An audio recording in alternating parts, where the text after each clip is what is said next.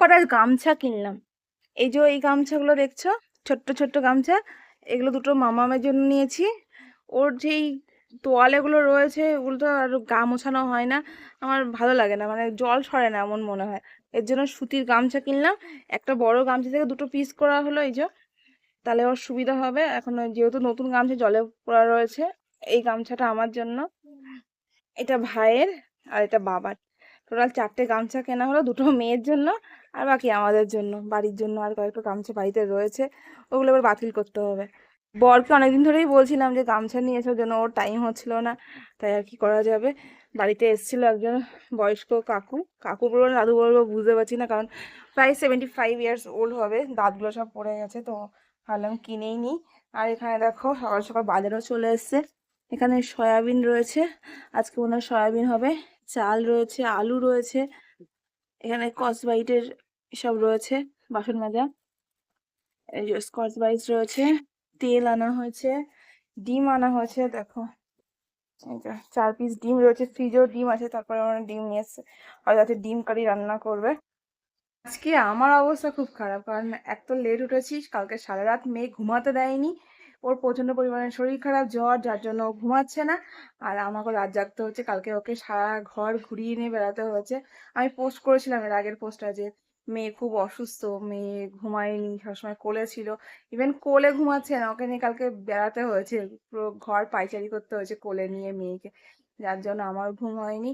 সকালে উঠলাম, খাওয়ালাম, পরিষ্কার করলাম মেয়েকে, তারপর আবারও ঘুমিয়ে পড়লো, আমিও ঘুমিয়ে পড়েছিলাম। তার মধ্যে আজকে 2 ঘন্টা সকালবেলা কারেন্ট ছিল না, সকাল 8টা থেকে 10টা পর্যন্ত কারেন্ট ছিল না, ওর মধ্যে আমরা মা মেয়ে ঘুমিয়ে পড়েছিলাম।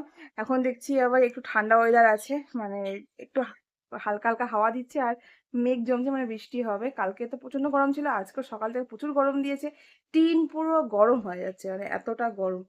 তো ওর বাবাকে বললাম সবটা যে মেয়ের খুব শরীর খারাপ, হ্যাঁ, মেয়ে পটি করছে, পাতলা পটি, তার মধ্যে জ্বর তো আছে, মাথা প্রচন্ড পরিমাণে গরম হয়ে থাকছে মেয়ের।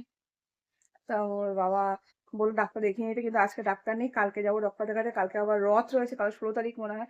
তো কালকে আবার বৃষ্টি হওয়ার সম্ভাবনা রয়েছে, জানি না কি হবে, কিন্তু মেয়ে ডাক্তার দেখানোটা খুব দরকার, কারণ ওর মাথাটা প্রচন্ড পরিমাণে গরম থাকছে।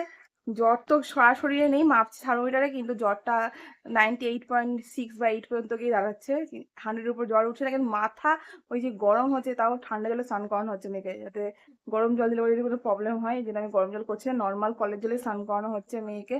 ওষুধ দিতে পারছি না, 100 না হলে ওষুধ দিতে পারবো না জ্বর, যার জন্য ওষুধ চলছে না। ওষুধ ওই প্রথম দিনই খাইয়েছিলাম। তারপর আজকে দেখছি আবার কাশছে, কালকে রাত্রেবেলা কাশতে কাশতে একটু উল্টে দিয়েছিল, মানে কফ টাইপের উঠেছিল, যার জন্য ডিম, ফল সব সবকিছু বন্ধ করে দিয়েছি মেয়ে।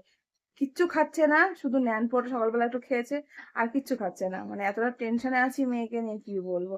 এক তো ওয়েদার চেঞ্জ, তার মধ্যে ওই টাক করানো নিয়ে অনেকক্ষণ হয়তো জলের মধ্যে ছিল, মাথাটা জল ভেজানো হয়েছিল টাক করানোর সময়, যার জন্য হয়তো ওই 15 থেকে 20 মিনিটের মধ্যে হয়তো এই শরীর খারাপটা হয়েছে। তার মধ্যে ওয়েদারও চেঞ্জ হচ্ছে, বৃষ্টির ওয়েদার। তো যাই, মেয়েকে ডাক্তার দেখিয়ে নিয়ে এসেছি, কালকে গিয়ে জানাবো কেমন আছে। আজকে ওই যে সকাল থেকে একটু কাশছে, সর্দি সর্দি ভাব। এবার ডাক্তার কাশি ওষুধ দিয়েছিল আগে, যখন চেক আপ করাতে এই মাসের শুরুতেই। তো যার জ্বরের ওষুধ, কাশির ওষুধ, সর্দির ওষুধ সবই আনা রয়েছে।